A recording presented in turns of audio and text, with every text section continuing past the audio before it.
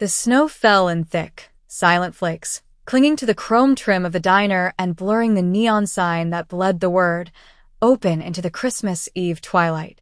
It was a snow that muffled the world, that promised quiet and stillness, but inside the man's chest, a different kind of storm churned. He sat in the last booth, the one with its back to the wall and a perfect, unobstructed view of the single entrance and the two exits. Habit. His name was Min, and habit was the armor he wore over his skin. The red vinyl of the seat was cracked and cold, a stark contrast to the warmth of the coffee mug he held between his palms. He didn't drink it. He simply used it as an anchor, a small point of heat in the vast, refrigerated landscape of his life. The organization had insisted on this. A blind date. A performance of normalcy to appease certain partners. They wanted to see a man, not a weapon. A man with ties, with softness, with something to lose. It was a strategic liability he was being forced to adopt, and he resented it with a cold, precise fury. He had scanned the file on the woman, Imani, age 23, caregiver to her nephew, address in a part of the city he wouldn't drive through without 2 cars. The agency that arranged these things was discreet, catering to men who paid for the illusion of a life they could never actually have. She was being paid to sit here with him for 2 hours.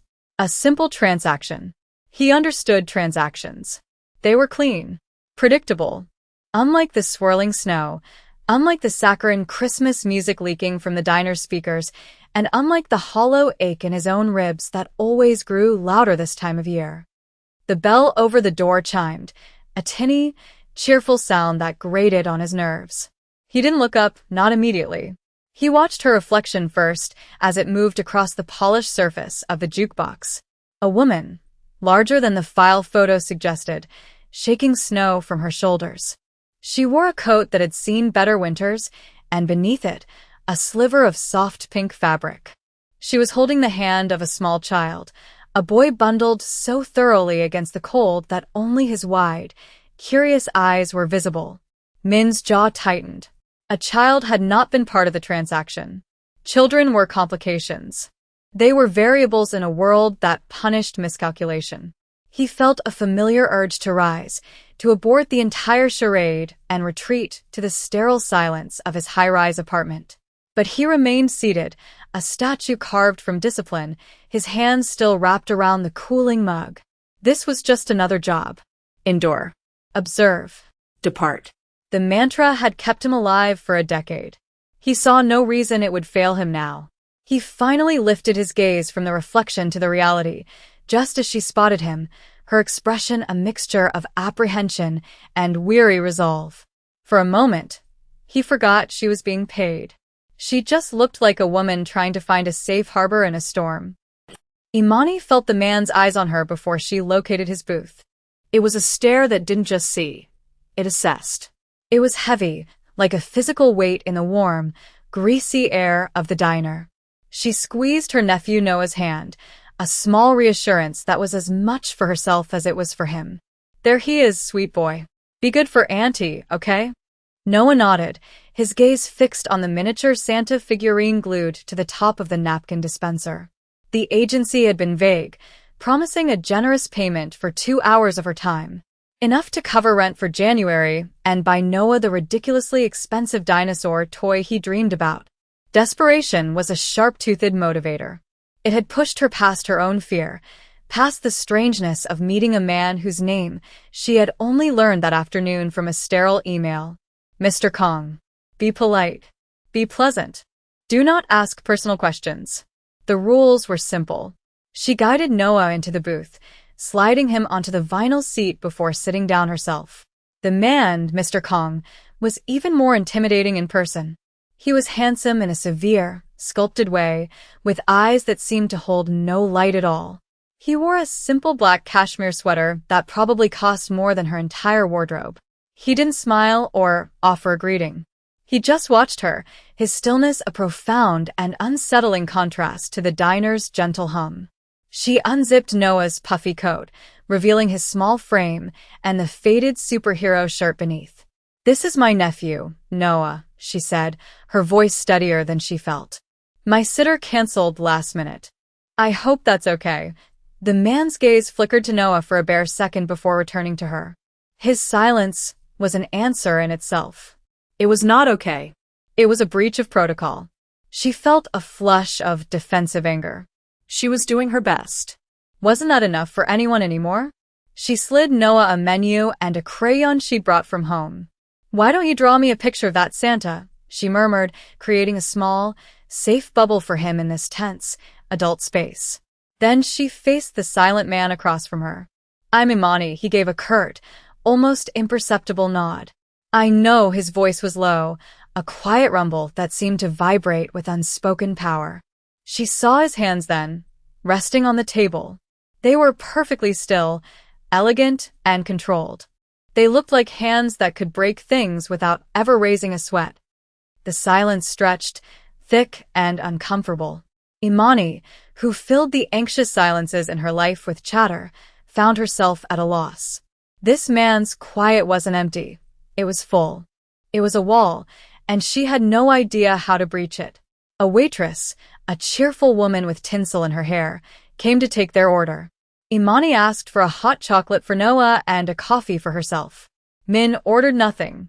He simply dismissed the waitress with a subtle gesture that was somehow more commanding than a shout. The interaction was a microdisplay of his world, efficient, silent, and entirely on his terms. Imani wrapped her hands around her own mug when it arrived, mimicking his posture. Maybe if she mirrored him, she could understand the language he was speaking. She watched Noah, who was now happily scribbling a wild, yellow sun on the back of a paper placemat, oblivious to the strange gravity pulling all the air out of their booth. He was her anchor, her reason. She was here, in this bizarre Christmas Eve pantomime, for him. She looked back at Min, whose gaze had drifted towards the window, to the endlessly falling snow. His profile was sharp against the frosted glass, and for the first time, she saw something beyond the coldness. It was a profound loneliness, a desolation so deep it seemed to suck the warmth from the air around him. It was a look she recognized. She saw it in the mirror sometimes, in the exhausted hours after Noah was asleep and the apartment was too quiet. The recognition was a small, unsettling spark of connection. The diner's radio, which had been murmuring a series of upbeat holiday tunes, transitioned into a new song. A children's choir began to sing Silent Night. The melody was pure, clear, and achingly sweet. It filled the small space, a sound of uncomplicated innocence. Imani loved this carol. It reminded her of her mother, of Christmases that felt safe and whole. She glanced at Min, expecting him to be impassive, but his armor had cracked. His jaw was clenched so tightly a muscle jumped along his cheek. His gaze was fixed on nothing, on a point somewhere in the distant past that was suddenly playing out behind his eyes. He was no longer in the diner. He was somewhere else, somewhere cold and painful. Then, the unthinkable happened. A single tear escaped his eye. It traced a silent, glistening path down his cheek. He didn't move to wipe it away. It was as if he was so unused to the sensation, so disconnected from his own grief, that he didn't even recognize it as his own. He turned his head sharply toward the window, a reflexive attempt to hide the breach, his body rigid with shame and fury at his own weakness. The moment was so intensely private that Imani felt like an intruder. Her first instinct was to look away, to grant him the dignity of her ignorance. But something held her. The raw, unguarded pain on his face was too human to ignore. It cut through the intimidation, the wealth, the silent threat he projected. In that instant, he wasn't a powerful man. He was just a man who was hurting, on a night when the whole world was pretending to be joyful. Her own exhaustion, her own quiet struggles, resonated with that single, silent tear. She knew what it was to hold it all together until a sound or a smell broke you apart. Without thinking, without calculating, she leaned forward slightly, her voice barely a whisper, soft enough not to startle him but firm enough to be heard over the choir. "Don't cry," she said, the words simple, direct. "It's okay. You can borrow me as your girlfriend for the night." It wasn't a flirtation. It wasn't a joke. It was an offering. A strange, clumsy, but deeply sincere extension of comfort from one lonely person to another. A promise that for the next hour or so, he didn't have to be completely alone in his grief. Min flinched, as if her words had been a physical strike. He turned back from the window, his eyes dark with a complex storm of emotions, shock, anger, and a flicker of something so raw and vulnerable it was almost unbearable to witness. The tear was gone, erased with a swift, angry movement of his thumb. His control slammed back into place, the mask of cold indifference settling over his features, but the crack remained. She had seen behind it. He stared at her, his mind racing to categorize her response. Pity? Manipulation? A clumsy attempt to fulfill the terms of their transaction? He couldn't process the simple, unadorned sincerity in her expression. Kindness, without an angle, was a foreign language in his world. In his experience, warmth was a weapon, a tool used to find a weakness. Yet, her eyes held no artifice. They were just kind. And tired. So, very tired. His first instinct was to reassert control, to reduce this messy, emotional moment back into the clean lines of a business deal. He reached inside his jacket and pulled out a thick, white envelope, sliding it across the slick surface of the table. It landed softly next to the salt shaker. It contained 10 times the agreed-upon amount. For your trouble, he said, his voice flat and devoid of emotion. It was his default solution: money. Money built walls. Money bought silence. Money erased complications. Imani looked down at the envelope, then back up at his face. She saw the wall he was rebuilding, brick by painful brick. She felt a surge of something hot and protective, not just for herself, but for the broken man he was trying so desperately to hide. She placed her hand on the envelope and slowly, deliberately, pushed it back across the table toward him. I'm not for sale, she said, her voice quiet but ringing with an unshakable firmness. And neither is my kindness, his eyes narrowed. This was not the expected response. People took his money. Always. The deal was for a date, she continued, holding his gaze. To sit here and have a conversation. This is a date. So, let's just be here. She was drawing a line, not in anger, but in dignity. She would not allow him to cheapen her empathy, to turn it into another commodity he could purchase. Before Min could formulate a reply, a small voice broke the tension. Why were you sad? Noah had looked up from his drawing, his crayon poised over the paper. He was looking directly at Min, his expression one of pure, unfiltered curiosity. Children have no concept of social armor. They see a thing and they name it. The question, so simple and direct, hung in the air between them, more powerful than any threat or negotiation. Min was completely disarmed. He had strategies for dealing with armed rivals, with treacherous partners, with corrupt officials. He had no strategy for a 5-year-old boy asking him about his feelings. He looked at Noah, at the innocent sincerity in the child's face, and felt the foundations of his world tilt. He had built a fortress around himself, and a woman with tired eyes and a small child with a yellow crayon were dismantling it without even trying. He was a man who controlled everything, and in this cheap diner booth, he had lost control of the one thing he guarded most fiercely: himself. The fragile truce in their booth, woven from a child's question and a woman's quiet refusal, was shattered by the violent chime of the bell over the door. It wasn't the gentle ring of a customer entering. It was a clang, harsh and sudden. 2 men filled the doorway, bringing the biting cold in with them. They were big, dressed in cheap parkas that didn't hide the bulk of their shoulders, and their eyes were not taking in the festive decorations. They were scanning, hunting. Their gazes swept the room and locked onto Min's booth with the chilling precision of predators finding their prey. The entire atmosphere of the diner curdled instantly. The cheerful holiday music seemed to mock the sudden, lethal tension. Imani felt it first as a prickle on her skin, a primal instinct screaming that the rules of the world had just changed. She saw the shift in Min. It was terrifying. He didn't tense up, he settled. The coiled energy in him became something dense, focused, and utterly still. It was the calm at the absolute center of a hurricane.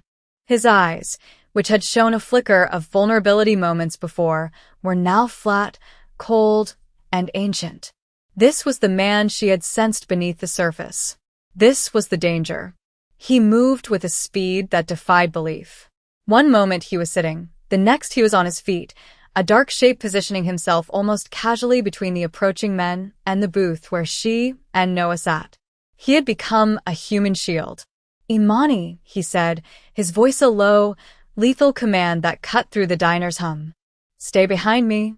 Do not move," he spoke to the men in Korean. The language was different from the clipped, authoritative tone he'd used on the phone. This was guttural, a language of the street, laced with unmistakable menace. Imani couldn't understand the words, but she understood the intent. It was a warning, a final chance. One of the men smirked, dismissing the warning, and reached inside his coat. It was the last mistake he would make. Min's movement was not a fight, it was a piece of brutal physics. He closed the distance in a single fluid step. There was the sickening crack of a wrist breaking, a choked gasp of pain. He used the first man's body as a shield and a pivot, spinning him into his partner. An elbow struck with surgical precision at the base of the second man's skull. Both men crumpled to the linoleum floor, unconscious before they even fully fell. It was over in less than 3 seconds. Utterly silent, brutally efficient, and absolutely terrifying. The diner erupted into chaos. A waitress screamed. A plate shattered. Patrons scrambled from their booths, fumbling for their phones or the door. In the midst of the panic, Min was an island of deadly calm. He turned, his face an unreadable mask, and grabbed Imani's arm. His grip was like iron, not painful but unyieldingly firm. "We have to go." Now she was frozen, her mind struggling to reconcile the quiet, grieving man from moments ago with this terrifyingly capable predator. But then she looked at Noah, whose eyes were wide with fear, his bottom lip trembling, and her own fear was burned away by a ferocious, protective instinct. She scooped him into her arms, her body a shield for his, and allowed Min to pull them through the pandemonium and out into the biting, cleansing cold of the Christmas Eve snow. The car was a black hole that swallowed sound. The moment the heavy door clicked shut, the sirens, the shouting, and the chaos of the diner vanished, replaced by the hushed, leathery silence of extreme wealth. It was a German sedan, anonymous on the outside, a fortress within. The engine was a distant, almost imperceptible hum. Min navigated the snowy streets with an unnerving calm, his hands steady on the wheel, his eyes constantly checking the mirrors. He wasn't fleeing, he was executing a tactical withdrawal. Imani sat in the passenger seat, trembling, her arms wrapped tightly around her own body. In the back, buckled into a child's seat that seemed to have materialized from nowhere, Noah had finally succumbed to the shock and exhaustion, his small head lolling to the side in sleep. The adrenaline that had propelled her out of the diner was draining away, leaving behind a cold, shaky dread. She had just seen a man break other men, as if they were twigs. The same man who had wept over A Christmas Carol. The paradox was too much for her tired mind to hold. Who was he? What had she stumbled into? Min didn't speak. He drove for what felt like an eternity, the city lights blurring into streaks of color through the snow-streaked windshield. He was giving her space, letting the silence do its work. He knew what she had seen, and he knew that words now would be useless. Action was the only language that mattered. He reached into the glove compartment and retrieved a bottle of water, sealed and cold, and passed it to her without a word. It was a simple gesture, but it felt profound. An offering of normalcy in the wake of violence. A few minutes later, he shrugged off his own coat, a heavy, dark wool overcoat that smelled faintly of cold night air and something expensive, and draped it over her shoulders. It was incredibly warm, a cocoon of impossible softness that felt like a shield against the shivering in her bones. She pulled it tighter, inhaling the scent, feeling the sheer weight of it as a form of comfort. It felt safe. The irony was not lost on her. Safety, offered by the most dangerous man she had ever met. Her mind flashed back to the diner, to the chaos, and a sudden, Sharp pang of loss hit her. Noah's drawing. The cheerful, lopsided yellow sun he had scribbled on the placemat was still there, left behind on the sticky table. It felt like a piece of his innocence had been abandoned in that violent place. It was a silly thing to worry about after what had just happened, but the thought of that small piece of paper being swept up with the shattered plates and thrown into the trash felt like another violation, another piece of their fragile world broken. They finally pulled into a heated, underground garage, the stark concrete a jarring contrast to the soft snow outside. The building was a sleek, anonymous tower of glass and steel. He led them to an elevator that opened directly into an apartment. It was vast, minimalist, and sterile, furnished with expensive but impersonal pieces. It looked less like a home and more like a high-end holding cell. "You will be safe here," he said, the first words he'd spoken since the diner. His voice was flat again, the command tone from before replaced by a quiet authority. He showed her the spare bedroom. For the boy, he pointed to a kitchen stocked with unopened, gourmet provisions. "There's food," he was all logistics, all function. He was building walls around them, this time made of concrete and security systems instead of silence and money. He was a protector, but his methods were as unsettling as the threat itself. He retreated to the living area, leaving her to settle Noah into the bed. The child didn't even stir. As she tucked a soft, gray blanket around him, she felt the full weight of her situation crash down on her. She was in a stranger's apartment, a man who moved in a world of casual brutality, and she had no idea what would happen next. She walked back into the living room, her heart pounding. Min was standing by the floor-to-ceiling windows, looking out at the city lights twinkling through the falling snow. He had his phone to his ear, and he was speaking in that same low, authoritative Korean. He was a king in his castle, moving pieces on a board she couldn't even see. The phone call was brief, a series of clipped commands. Min listened to the report from his subordinate, his expression unchanging. The diner had been cleaned. The local police had been placated with a story of a gang-related scuffle, a narrative supported by a generous donation to their benevolent association. The two men were being dealt with, interrogated to find out who had sent them, who had been reckless enough to make a move on Christmas Eve. But that was secondary. The primary objective had shifted. He gave a new set of orders. He recited Imani's address from memory, the one from the agency file. He wanted a full workup on the building, the owner, the neighborhood. He wanted his people to watch the place. He had seen the worn look of her coat, the exhaustion etched around her eyes. He knew what kind of life was lived in apartments at that address.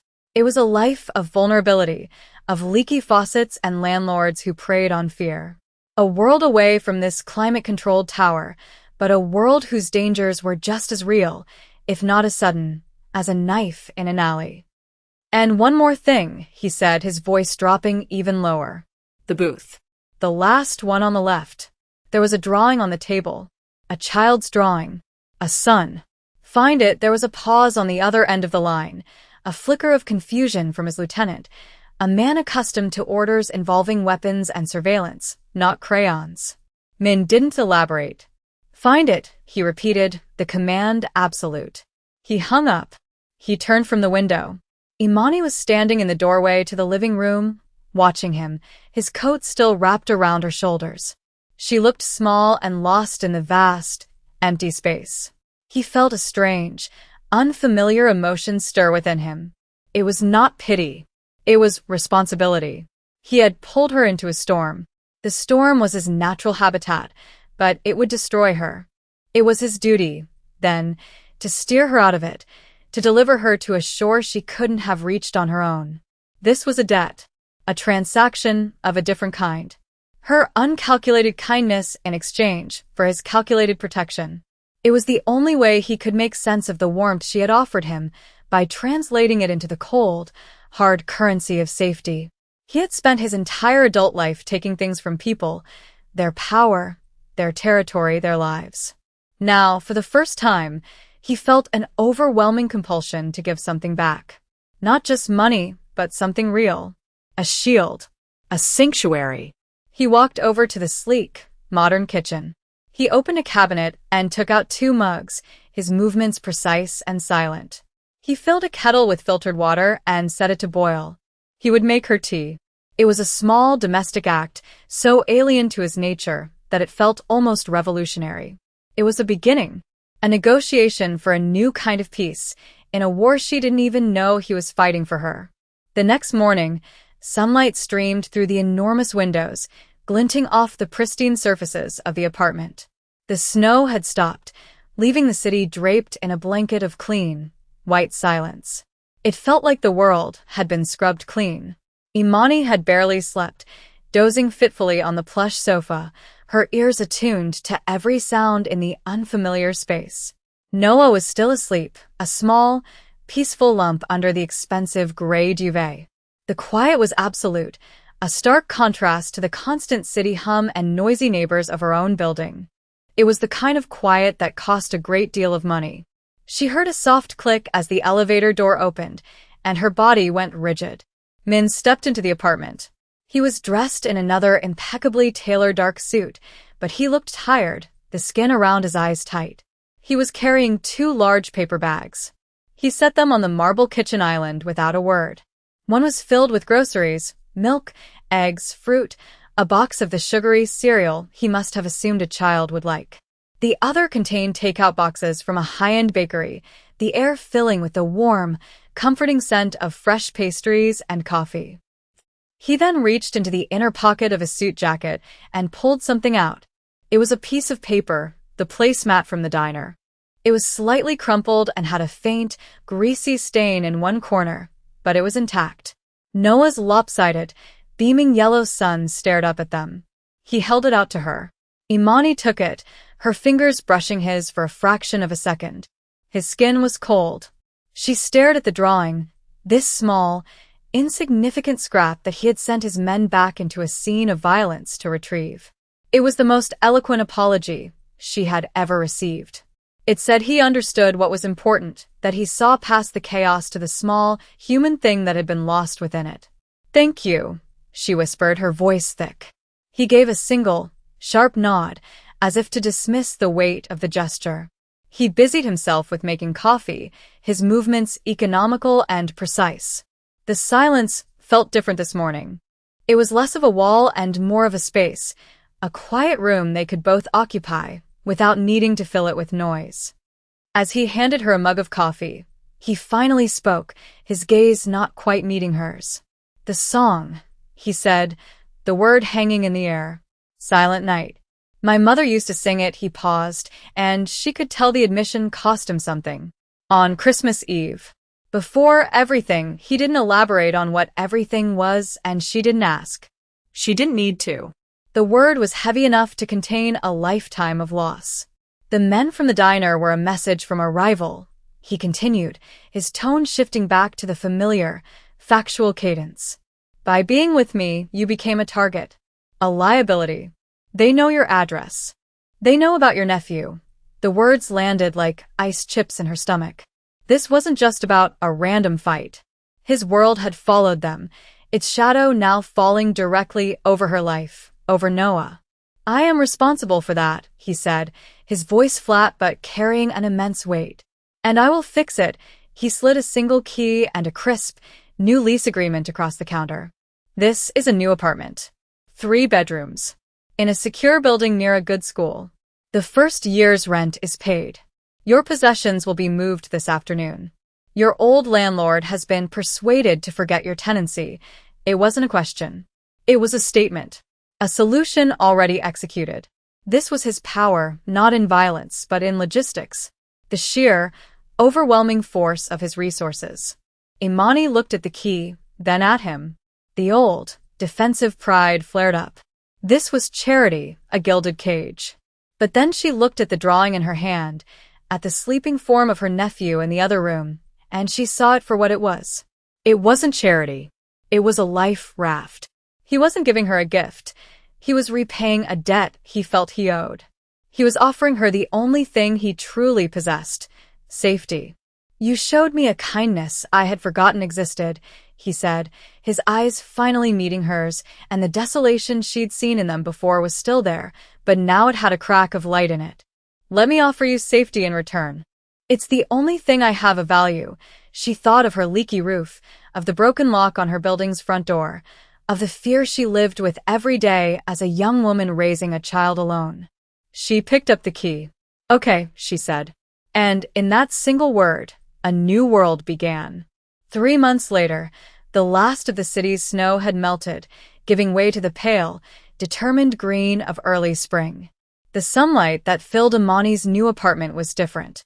It was warm and hopeful, and it didn't have to fight its way through grimy, barred windows. It poured through clean, wide panes of glass that overlooked a small park where Noah now played after school. The apartment was filled with the scent of lemon polish and the sound of Noah's laughter as he chattered away about his day. Imani was at the kitchen table, a textbook on child psychology open in front of her.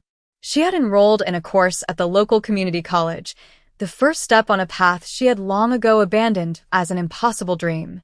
Everything was different now. The constant, grinding anxiety about money and safety had receded, leaving space for other things to grow: hope, ambition, peace. The foundation of this new life felt strange, built upon the bedrock of a violent night, but it was solid. It was real. The doorbell rang, a soft, pleasant chime. It was Min. He came by twice a week, always on the same days at the same time.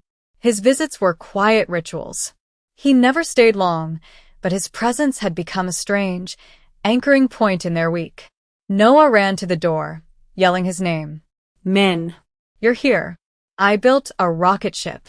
Min entered, and a small, almost imperceptible smile touched his lips as he looked down at the boy. He had shed the severe black suit for dark jeans and a gray Henley, an effort to fit into their world. The armor was still there, in the controlled way he moved, in the constant awareness in his eyes, but it was lighter now. He crouched down to Noah's level, his movements still precise, but no longer threatening. "A rocket ship? To where?" "To the moon," Noah declared, grabbing his hand and pulling him toward a magnificent, chaotic structure of cardboard boxes and duct tape in the middle of the living room. Min allowed himself to be led, sitting on the floor with the boy, his long legs folded awkwardly. He listened with solemn attention as Noah explained the complex schematics of his creation. Imani watched them from the kitchen, a warmth spreading through her chest. He was so gentle with Noah, so patient. He was a man of violent extremes, but here, in the sanctuary he had built for them, he was learning a different language, a language of quiet presence and simple play. She brought him a mug of tea, the way she always did. He took it with a murmur of thanks, his fingers brushing hers. The touch no longer felt cold.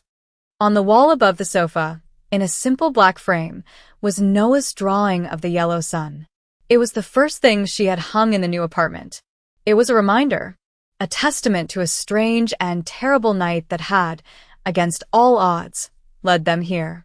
It was a symbol of the light that had broken through the darkest of armors. Later, after Noah was in bed, they sat in the quiet living room, the city lights twinkling outside. They didn't talk much, but the silence was comfortable now, a shared space. "The men from the diner," he said suddenly, looking out the window. "The organization that sent them is no longer a problem." He didn't elaborate. He didn't need to. He was still fighting wars in a world she would never see, but he was keeping that world from touching hers. He was a wall, but now he stood between her and the storm, not between her and himself. "Thank you, Min," she said softly. He turned to look at her, and for the first time, the light in his eyes seemed to come from within. "No," he said, his voice low and sincere. "Thank you, Imani." They were a strange, impossible constellation. A woman rebuilding her life, a child who saw no monsters, and a man learning to be something more than a weapon. The past was not erased, and the future was not without its shadows. But here, in this quiet, sunlit room, they had built something that felt like home. A family forged not by blood, but by a shared moment of grace on a cold Christmas Eve.